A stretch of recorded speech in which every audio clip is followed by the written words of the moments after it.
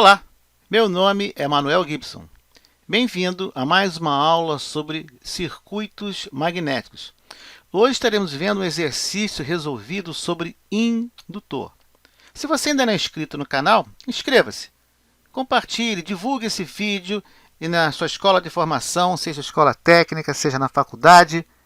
Dê o seu like, faça suas críticas e dê suas sugestões e faça suas perguntas. Os objetivos desta aula são, primeiro, apresentar uma resolução completa e comentada sobre o indutor. Em seguida, determinar diferentes parâmetros desse indutor, tais como relutância, permeabilidade magnética relativa, indutância, energia armazenada no campo magnético, a frequência de ressonância, que é um conceito novo que nós estamos apresentando nesta aula, reatância, corrente de operação e perda ôhmica no enrolamento, as perdas no enrolamento. Nossa bibliografia já foi apresentada em outras aulas. Vocês podem consultar. E aí está o nosso exercício. Temos um exemplo. É dado fluxo magnético nesse núcleo. Então, nós vamos determinar primeiro trecho, percurso magnético de cada trecho, a área, que é a parte de dimensão. Em seguida, os parâmetros de densidade de fluxo e campo magnético. Depois, a força magnetomotriz para cada trecho total, tanto a permeabilidade magnética relativa quanto a relutância de cada trecho. Vamos agora calcular a corrente para manter esse fluxo, considerando 200 espiras, a indutância e a energia armazenada com essa corrente nominal no campo magnético, e a capacitância a ser associada para a ressonância em 60 Hz, frequência da rede, a reatância indutiva e, finalmente, a corrente que vai passar por esse indutor. Nós vamos seguir esse seguinte trajeto na nossa resolução. Esse é o nosso percurso de resolução. Cada item possibilita o cálculo do item seguinte. Então, a partir do instante que nós temos a relutância, cálculo da corrente, cálculo da indutância, cálculo da energia armazenada, a capacitância de ressonância, a reatância indutiva e, finalmente, a corrente que circula no indutor. Esse é o nosso indutor, um núcleo em O, com um enrolamento em uma das pernas do indutor, 200 espiras e um fluxo de 0,48 mV. Se você tivesse com esse material na sua frente, você poderia pegar um paquímetro e obter todas essas dimensões. O primeiro passo seria encontrar a linha média de cada perna desse nosso núcleo. Na interseção, marcaríamos os pontos e identificaríamos, por exemplo, pontos A, B, C e D. Observe que o percurso magnético é fechado, então nós vamos ter que calcular sempre A, B, C, D e A. Então, inicialmente, quais são os percursos? A, B, C, D e A. Se durante um trajeto nós encontrarmos uma variação de área ou de material, é um novo trecho. Para o indutor considerado, observamos que temos dois pares de trechos. É o mesmo material em todo o núcleo, mas nós temos áreas diferentes. Vamos ver os comprimentos primeiro. Vamos obter o comprimento AB e comprimento CD, dado por L1 menos L6 sobre 2, menos L4 sobre 2, e obtemos que esse comprimento AB, que é igual a CD, é igual a 10 centímetros. O comprimento BC é igual ao comprimento DA, e nós obtemos de L2 menos L7 sobre 2 menos L5 sobre 2, 7 centímetros. Temos agora a dimensão. AB e CD com o mesmo comprimento de 10 centímetros, e os trechos BC e DA com o mesmo comprimento de 7 centímetros. Podemos agora montar uma tabela onde nós temos o trecho e o comprimento de cada trecho e atendemos ao item A. Para o cálculo da área, nós vamos considerar esse trecho AB, que a área é dada por L7 vezes L3, que é a espessura do núcleo. Assim também dado por L5 vezes L3. E as duas áreas são iguais, 6 centímetros quadrados. Em metros quadrados, 6 vezes 10 menos 4 metros quadrados. L3, então, é a espessura do nosso núcleo. Já os trechos BC e DA, as áreas serão obtidas de LA vezes L3 ou L6 vezes L3. Em qualquer um dos casos, 4 centímetros quadrados. Podemos agora completar nossa tabela com o trecho material, comprimento e área em metros quadrados. Mas sabemos que o nosso núcleo magnético fechado ele é BCDA. E o fluxo é constante, porque é um circuito em série. Vamos obter agora a densidade de fluxo, ou indução magnética, que é dada por fluxo dividido por área. Então, nós vamos das áreas que nós calculamos, A1 e A2, vamos obter a nossa densidade de fluxo. Trecho AB e CD, simplesmente o fluxo pela área, 0,8 Tesla. De modo análogo, BC e DA, 1,2 Tesla. Então, observe que, embora o fluxo seja constante no circuito, a indução magnética é diferente, porque ela é função da área. Agora nós temos trecho, material, comprimento, área, fluxo e indução, onde nós obtemos a nossa indução de fluxo magnético por área da seção reta para aquele trecho. Então, nós temos 4 trechos, 2 comprimentos, 2 áreas, o mesmo fluxo e 2 valores de indução magnética.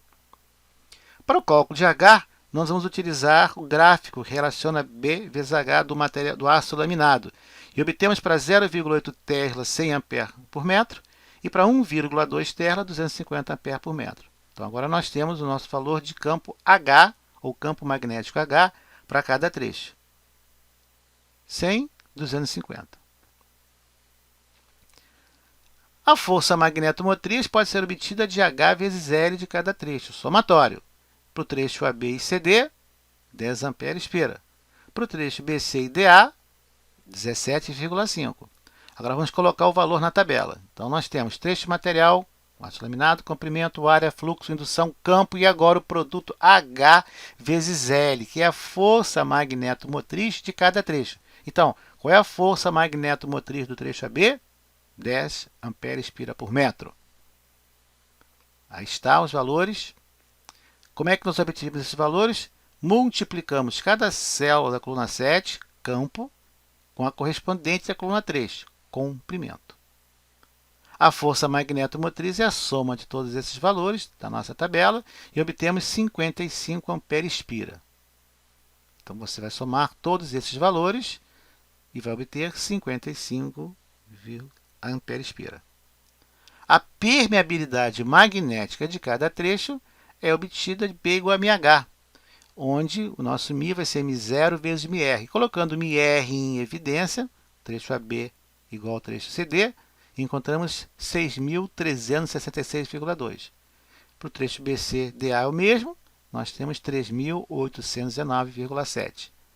Observe que o mesmo material aço laminado, em trechos distintos, tem permeabilidade magnética diferente. Qual é o MR do aço laminado, então? Depende. Então, temos aí na tabela, trecho material, comprimento, área, fluxo, indução magnética, campo, força magnetomotriz e permeabilidade magnética relativa para cada trecho. Aí está. O cálculo da relutância agora pode ser obtido de força magnetomotriz, H vezes L, ou relutância vezes o fluxo. Calculamos as nossas relutâncias e encontramos 2 valores distintos para cada trecho. A relutância total é a soma de todas essas 4 relutâncias dos 4 trechos. Então, aí está agora, nossa tabela incluiu agora a relutância. Então, nós temos trecho, material, comprimento, área, fluxo, indução, campo magnético, força magnetomotriz, permeabilidade magnética relativa e a relutância. Mas, que tal nós calcularmos a relutância utilizando a fórmula de definição? L dividido por μ0 μRA. Nós estamos aqui mesmo, vamos conferir. Então, fazemos as contas com os dados da nossa tabela e encontramos que as relutâncias são exatamente as mesmas encontradas da outra maneira. Sim, são fórmulas equivalentes, concordando com os valores obtidos. Qualquer pequena variação após a vírgula, simplesmente erro de aproximação. Já comentamos sobre isso. A corrente no enrolamento pode ser obtida da força magnetomotriz total, N vezes I, HI, somatório.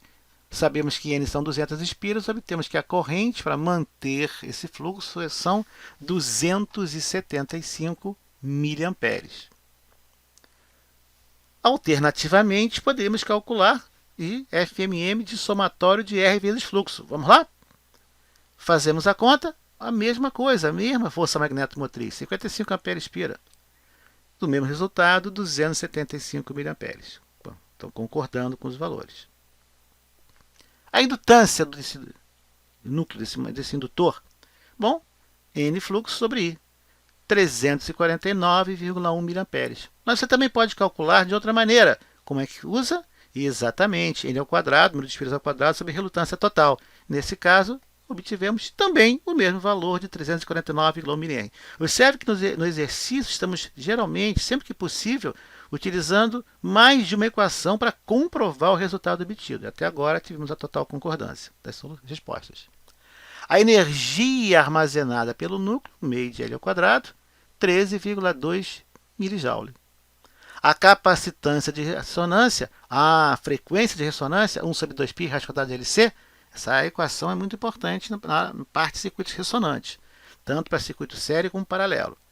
Colocando o capacitor em evidência, descobrimos que o capacitor necessário é 20,16 microfarads. Nunca, jamais, em hipótese alguma, utilize capacitores eletrolíticos de alumínio polarizados comuns em circuito alternado.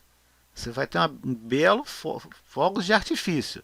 Existe maneira de você fazer essa ligação. Pesquise, veja nos livros, procure uma fonte confiável. Não ligue diretamente capacitor em corrente alternada. A reatância indutiva, um módulo, ΩL ou 2πfL, 131,61 ohms. A corrente no enrolamento para 120 volts em 60 Hz, nós vamos calcular o módulo da reatância desse indutor. Raiz quadrada de resistência de enrolamento ao quadrado mais o módulo da reatância indutiva ao quadrado. Raiz quadrada disso sobre V. Bom, com isso nós obtemos 779,1 miliamperes. Essa é a corrente que percorre o indutor. Observe que a corrente é a função da resistência do enrolamento e da reatância indutiva. E, por outro lado, a reatância indutiva é a função da indutância e da frequência de operação. Se você só trabalha em corrente alternada 60 Hz, o trabalho está mais fácil. Se você trabalha em uma grande gama de valores ou frequências diferentes, cuidado para não ter alguma decepção. Então, a corrente que nós obtivemos agora é 2,88, se quiser ser mais preciso. Vamos arredondar para 2,9 vezes maior do que a corrente especificada para o fluxo original. Ora, se aumentou a corrente, vai tudo ser alterado. Então, vamos supor que senoidal, linearidade nunca é, mas temos que começar a fazer a conta. E vamos encontrar um novo valor de fluxo, 1,365 mV. Ora, relutância total, 114, diminuiu um pouco, para 114,583, agora é 114,53. Então, aumentou a corrente, a relutância diminuiu, coisa estranha, cuidado. Tem mais ainda, e a indução magnética? Vamos calcular o valor da indução magnética? Se você pegar agora esse fluxo com as áreas do indutor, você vai encontrar resultados extremamente preocupantes. 2,275 Tesla e 3,412 Tesla. Por que eles são preocupantes? Estão aí com aviso de perigo? Porque o nosso material utiliza, o nosso núcleo utiliza o material que atinge a saturação com 2 Tesla. Não passa de 2 Tesla. É muito difícil. Como é que eu vou obter 2,34, 3,4? Não pode, está errada a conta. Tem que voltar isso daí. Então vamos refazer todos os cálculos agora. Qual seria o fluxo máximo na saturação? Bom, poderíamos fazer uma suposição de trabalhar com 2 Tesla, que é o máximo da saturação, mas é um pouco arriscado. Vamos manter 1,7 Tesla, para ficar do lado mais seguro da curva. E aí nosso fluxo seria 6,8 vezes 10 a menos 4 Weber. Nesse caso, teremos uma nova densidade de fluxo magnético, limitada em 1,7 Tesla em uma perna do indutor e 1,13 nas outras duas pernas. Nosso H, 180 e 150 pelo gráfico, Calculamos a força magnetomotriz e, para nossa surpresa, obtivemos um valor extremamente próximo do anterior. Então, nós estamos percebendo que realmente o nosso indutor pode operar nesse valor mais baixo com essa corrente. É uma boa aproximação, 156 para 155, considerando que essa relação BH é de um gráfico. O que aconteceu com a indutância agora? Veja, com esse novo núcleo, essa corrente, esse fluxo, essa corrente, a indutância agora é 100 mR. Antes era 350. E você achando que a indutância era constante, hein? Não, não é.